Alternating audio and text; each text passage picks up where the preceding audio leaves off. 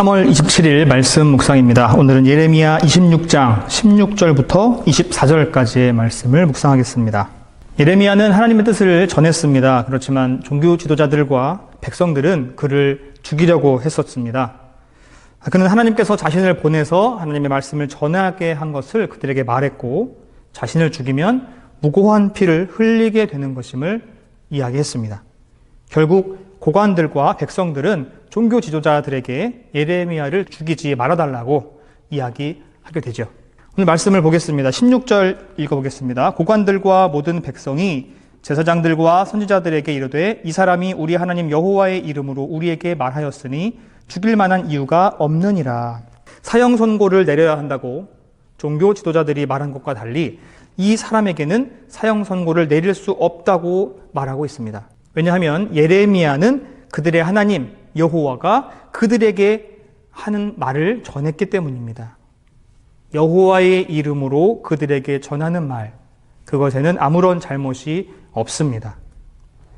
예루살렘의 재앙을 선포한 것도 여호와의 이름으로 그렇게 했다면 예레미야에게 아무런 문제를 삼을 것이 없다라고 생각한 것이죠. 무슨 내용의 예언인가가 중요한 것이 아닙니다. 어떠한 말을 하든지 누구의 명령을 받아서 말했는가가 중요한 것이지요. 오늘날 크리스찬들 역시 마찬가지입니다. 하나님의 말씀을 들음에 있어서 어떤 내용인지에 따라서 이건 내가 받을 말씀인가 아니면 나랑 상관없는 말씀인가 이거를 판단하는 것이 아니라 하나님께서 말씀하신 것이다 라는 것에 더 핵심을 두어야 하겠습니다.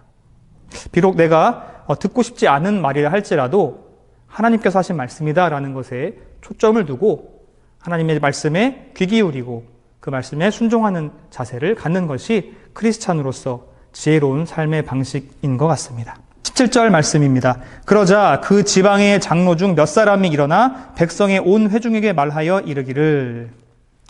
장로는 보통 백성 중에 어른 되는 사람, 연장자를 이야기합니다. 나이가 지긋하신 분이시죠. 그들에게는 권위가 있습니다. 요즘에는 나이가 많은 분에 대한 존경심이 많이 없어졌습니다. 그리고 옛날 이야기를 하면 꼰대다 이렇게 이야기하죠. 그런데 나이가 지긋하신 분들, 어른들, 장로들에게는 그 삶의 지혜가 있습니다. 비록 요즘 젊은 세대가 그것을 이해하지 못한다 할지라도 젊은 세대에게는 가지고 있지 않은 그 지혜들이 있는 사람들이 장로입니다. 그 권위 있는 권위자인 장로들이 이야기합니다. 예레미야를 죽일 수는 없다. 그들의 판단 근거는 이어서 나오는 18절에 있습니다.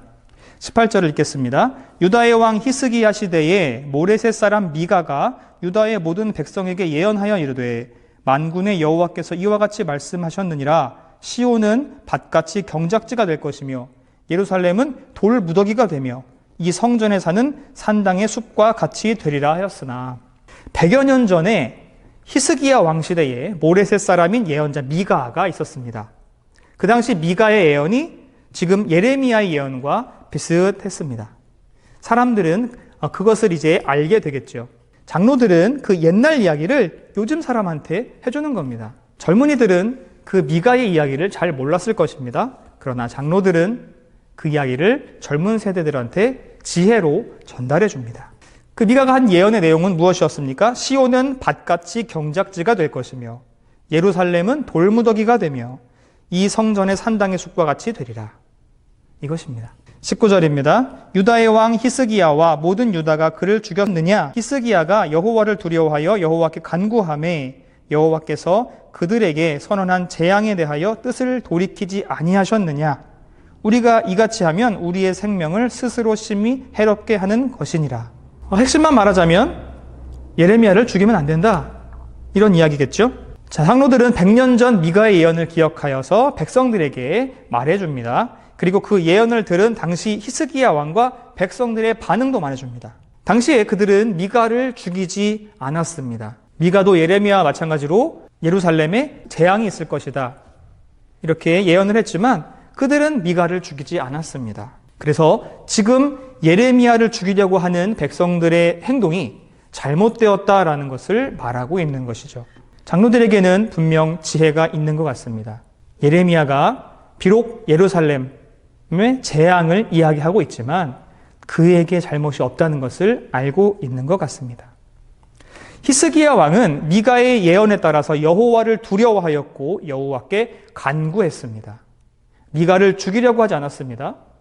그 이야기를 듣고 받아들이고 하나님 앞에 기도하기 시작했습니다. 그리고 그 기도는 곧 응답받았습니다. 여호와께서 그들에게 선고한 재앙에 대해서 뜻을 돌이키신 것입니다. 그 왕과 백성들의 간구, 기도 때문이죠. 장로들은 백성들에게 이 예를 들어서 옳은 판단을 할 것을 촉구하고 있는 것입니다. 20절입니다. 또 여호와의 이름으로 예언한 사람이 있었는데 곧 기랏 여아림 스마야의 아들 우리아라. 그가 예레미야의 모든 말과 같이 이 성과 이 땅에 경고하여 예언하매. 예레미야 말고 또 다른 예언자가 있었습니다. 물론 더 많은 예언자가 있었겠지요. 성경에 나오는 예언자의 이름은 예레미야가 오늘 주로 예언자로 나오겠지만 예레미야 말고도 많은 예언자들이 있었을 것입니다. 그 중에 하나가 기랏 여아림 출신의 스마야의 아들 우리야라는 사람입니다. 그 우리야가 한 예언의 내용은 자세하게 나와 있지 않습니다. 그렇지만 예레미야와 유사했을 것입니다. 왜냐하면 하나님께서 그에게 예언을 하라고 말했다면 비슷한 내용이었기 때문이겠죠. 그도 역시 이스라엘의 재앙을 이야기했을 겁니다. 여호와께서 그들의 죄악으로 인하여서 재앙을 내리실 것이다. 이것이 핵심된 예언의 내용이겠죠. 그런데 이 성과 이 땅에 재앙이 내릴 것이라고 예언하는데 이것은 예루살렘뿐만이 아니라 전 유다, 온 유다 땅을 말하고 있는 것입니다. 더 많은, 더 큰 재앙을 이야기하고 있습니다. 21절입니다. 여호야김 왕과 그의 모든 용사와 모든 고관이 그의 말을 듣고서 왕이 그를 죽이려 하매 우리야가 그 말을 듣고 두려워 애굽으로 도망하여 간지라. 앞서 장로들이 말해주었던 히스기야 왕 그리고 현재 여호야김 왕은 많이 달랐습니다. 히스기야 왕은 예언자를 통한 하나님의 뜻을 받아들였고 기도했고 재앙을 면했습니다. 그런데 여호야김 왕은 하나님의 뜻을 전한 예언자를 죽이려고 하고 있는 상황입니다. 예레미야는 나는 죽어도 좋으니 하나님의 말씀이 잘 전달되기를 바란다. 나는 죽어도 좋으니 나의 목숨은 상관없으니 하나님의 말씀을 잘 들어라. 이런 식으로 앞으로 나섰지만 우리야는 자기를 죽이려는 왕을 피해서 애굽으로 달아나게 됩니다. 이 애굽으로 달아나는 일이 종종 있습니다. 애굽으로 달아나는 것이 그 당시에는 안전을 보장받는 것처럼 느꼈던 것 같습니다. 22절입니다. 여호야김 왕이 사람을 애굽으로 보내되 곧 악볼의 아들 엘라단과 몇 사람을 함께 애굽으로 보냈더니 여호야김 왕은 도망간 우리아를 잡아오기 위해서 애굽으로 사람을 보냅니다. 그 선지자, 예언자가 한 말, 하나님의 말을 전한 것 때문에 그를 죽이기 위해서 도망간 우리아를 애굽까지 쫓아가서 잡아오라고 명령합니다. 그 보낸 사람으로는 엘라단이라는 사람이 나옵니다. 이 엘라단은 여호야긴 왕의 외할아버지가 됩니다. 그러면 요시야의 사돈이 되고요. 그리고 여호야김 왕의 장인입니다. 현재 여호야김 왕의 장인입니다. 그는 왕의 명령을 받아서 우리아를 잡으러 애굽으로 갑니다. 몇 사람을 데리고 함께 갑니다. 그런데 그의 과거 행적들을 봤을 때 그는 우리아를 죽이고 싶지 않았을 것입니다. 여호야김이 예레미야의 그 예언 두루마리를 잘라서 불사를 때에 그때 이를 말린 사람 중에 하나가 엘라단 이 사람이었습니다. 아마 이 사람은 여호야김 왕과 뜻을 달리하지만 어쩔 수 없이 왕의 명령을 받아서 우리아를 잡으러 애굽으로 갔던 것 같습니다. 23절입니다.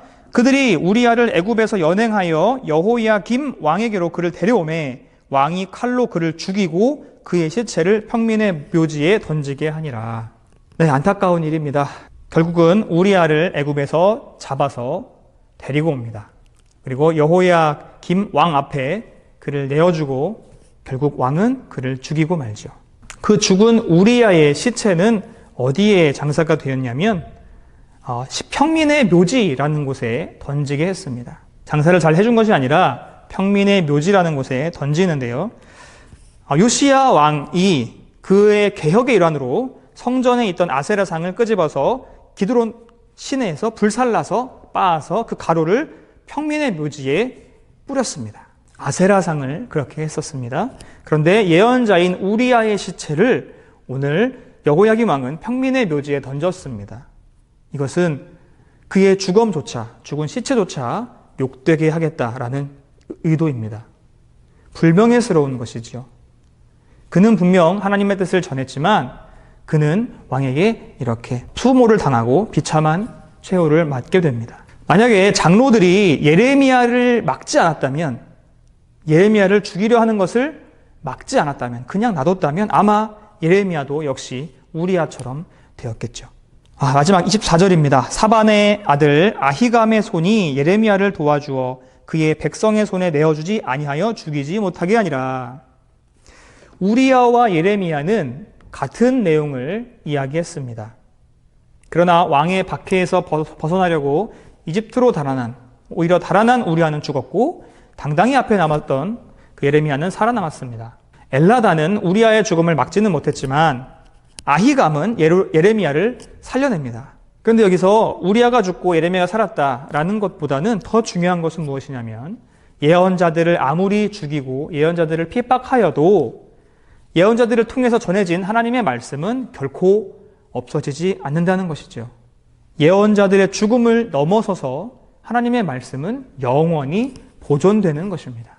비록 왕이 예언자를 죽일 수는 있지만, 그에게 수모를 가져다 줄 수는 있지만, 그를 통해서 하나님의 말씀이 전해졌을 때 그 말씀은 없어지지 않고 영원히 보존될 것입니다. 그를 위해서 이 예언자들이 필요한 것이고 하나님은 그들을 사용하셔서 그의 말씀이 영원히 보존되게 하시는 것입니다. 성도 여러분, 오늘 본문을 봤습니다. 오늘 여호야김 왕을 바라봤는데 그의 마음에 하나님의 뜻을 받을 만한 마음이 없었던 것 같습니다. 어떻게 이해를 해보자면 그에게 좋은 말을 했다면 아마 그는 예언자의 말을 받아들였겠지만 좋은 말이 아니었고 멸망을 말하고 재앙을 말했기 때문에 그 말을 받아들이기 싫었을 것입니다. 하나님의 뜻으로 여기기 싫었을 것입니다. 그러나 하나님의 뜻을 있는 그대로 받아들여야 하는 것이 지혜입니다. 내 마음에 맞지 않는다고, 나의 이익과 맞지 않는다고 그 말씀을 배척해버리는 순간 하나님의 뜻을 거역하는 것이 되고 아담과 하와처럼 겸손하지 못한 그들의 행동 때문에 하나님께 벌을 받게 될 것입니다. 때때로 하나님의 뜻은 나에게 손해를 가져오기도 하고 나의 뜻과 반대되기도 합니다.